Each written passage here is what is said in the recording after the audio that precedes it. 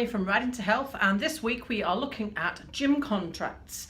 This is one of the things that our new clients are the most concerned about because the fitness industry has a history of having all sorts of sneaky clauses in contracts that end up costing you heaps.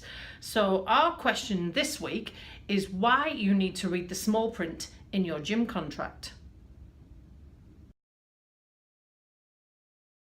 Now, the Commerce Commission did a review of gym contracts in August of this year. It's the third unfair clauses review that the Commerce Commission have done. You can find it online, their full report. It's about 30 pages long. I'll put the link below, and if you want to go and have a look at that, you can. But I'm going to précis it for you so that you know what you've got to look out for and what the traps are that you might get caught up in. Okay, so the gyms that were reviewed by the Commerce Commission in this latest report are Next Generation, Anytime Fitness, City Fitness, Club Physical, Configure Express, Debit Success. They're a third-party company that hold contracts for gym chains and also for training providers and things like that. Jets, Les Mills, Loft 45 and Snap Fitness. Now the things that were highlighted in these contracts are thus: that some gyms varied the contract terms, limited the contract terms, what the terms are around termination, the penalties they charge for breaching the contract, to renew or not to renew, they don't make that clear.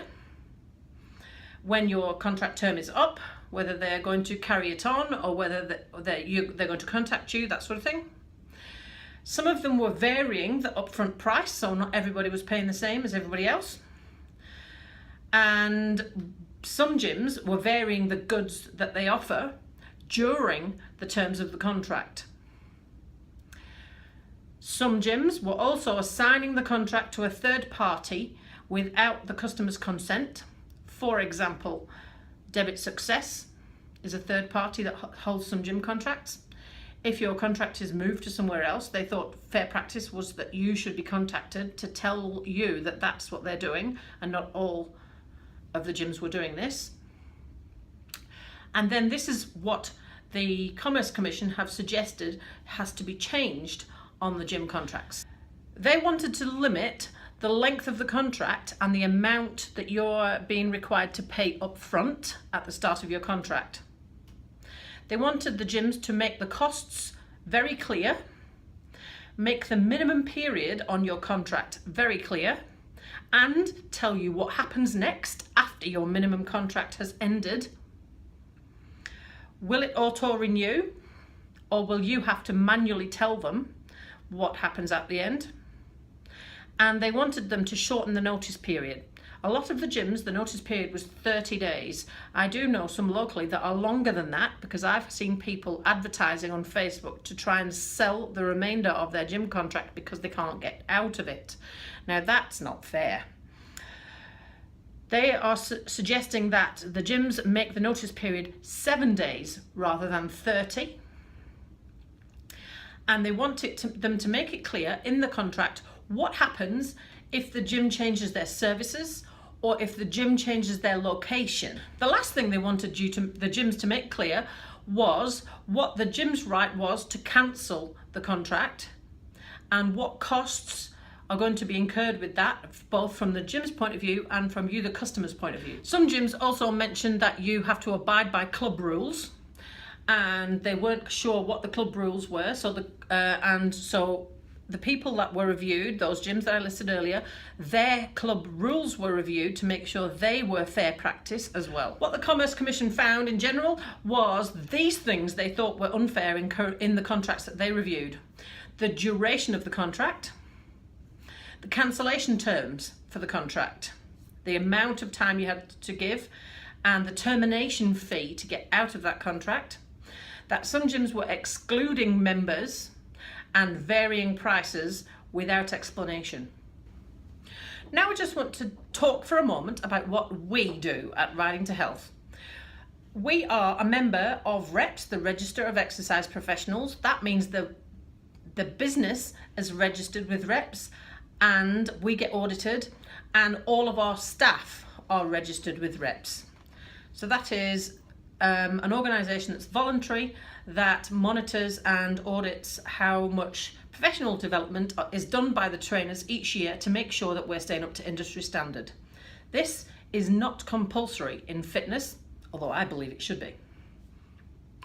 We're also a member of Exercise New Zealand. They work closely with REPS, and being a member of Exercise New Zealand means that Exercise Association of New Zealand means that we are also abiding by their code of ethics. We have to sign that we will abide by their code of ethics, and that is on the wall in our premises for all to see. But I'll tell you what that code of ethics includes. So, by agreeing to abide by the Exercise Association of New Zealand's code of ethics, we as a company, Riding to Health, are agreeing to the following terms. We abide by all consumer protection legislation and all other laws. Now you would think that's standard. Maybe, maybe not. We will also show respect for all people of different races, cultures, nationalities, religious and political beliefs, sexual orientation, age, gender, marital status and physical and intellectual ability. For us as a company, this one is really important. My background is in special needs teaching, so therefore I have always been, right from the day I started in the workforce, a huge advocate for making sure that everyone has a fair chance in life. And I've taken that through into my business and into fitness. So we strongly believe that anyone, whoever they are, should be able to access fitness, and we do not discriminate. We have got people from little babies right up to the gold card holders. We've got disabled people, both intellectually and physically disabled, and we do not discriminate. And that is vital, and it makes me angry that a lot of other people do. Moving on. We will provide a safe exercise environment in the club.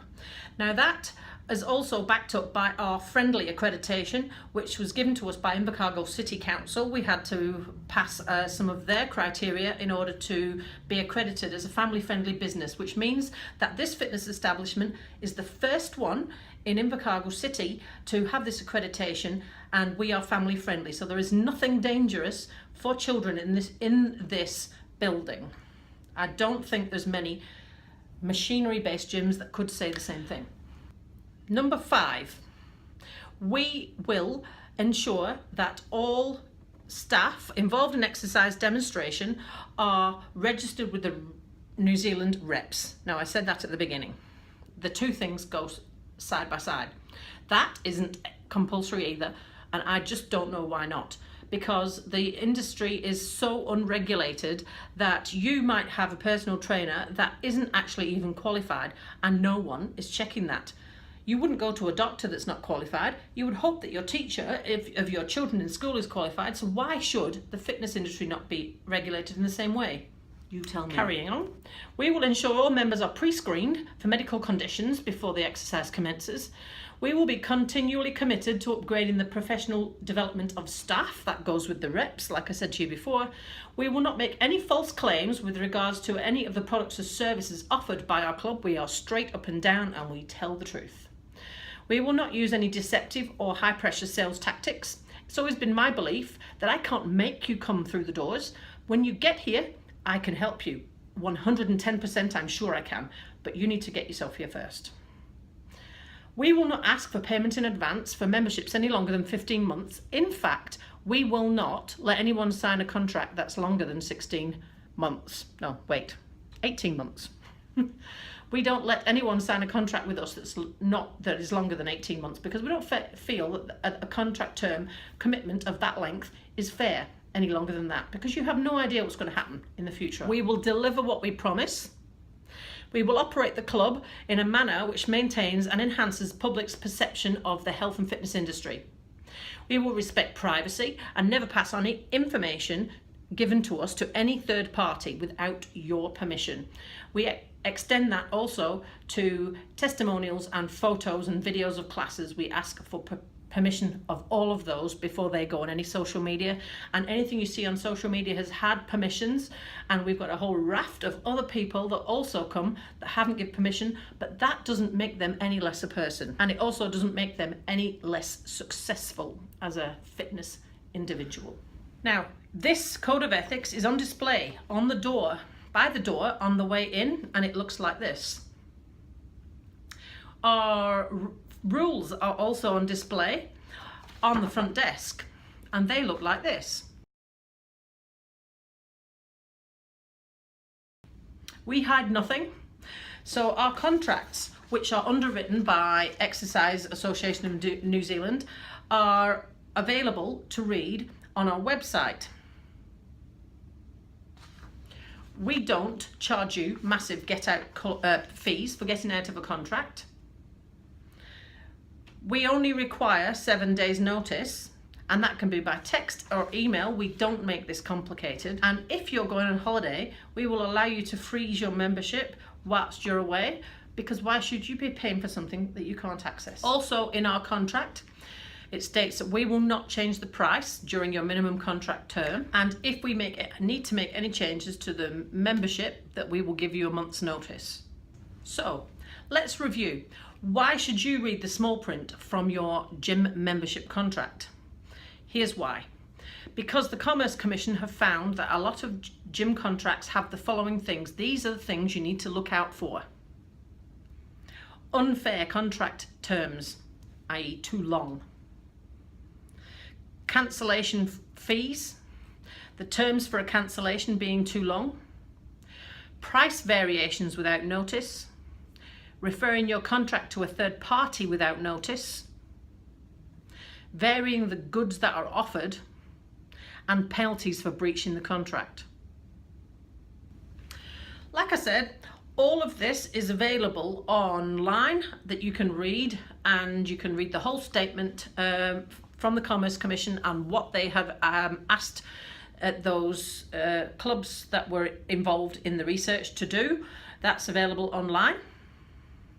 So I hope it's been some help and some reassurance for anybody who might be coming in to see us, because we have got no hidden clauses. We are straight up and down. We are Reps and Exercise Association of New Zealand accredited, and our contracts have been checked for legislation, and we don't ask for anything that's unfair, and we don't feel that anyone else should too. It makes me frustrated that so many other gyms do this, and it means that our clients, when they come in, are really skeptical of signing contracts. There's a couple more things that I think you should know about contracts just before I go. If you sign a contract term with a gym, you should be given a copy of that contract when you sign it to take away with you.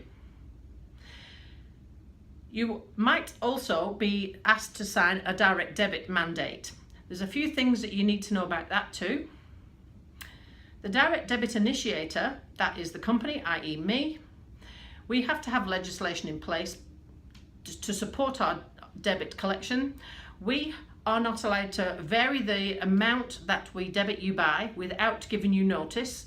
That is written on the direct debit mandate, how much notice. It varies between bank to bank, but it's usually 7 days. And there is a minimum time in which we need to notify and stop a direct debit, because they're automated by banking systems. So we ask for at least 48 hours notice, and it's different from bank to bank. So if you're going to go and sign up for a gym, you need to read the small print. Remember the points I said earlier. Make sure they give you a copy of your contract. Thanks for listening. That was this week's Why. Why should we read the small print for gym contracts? See you again next week.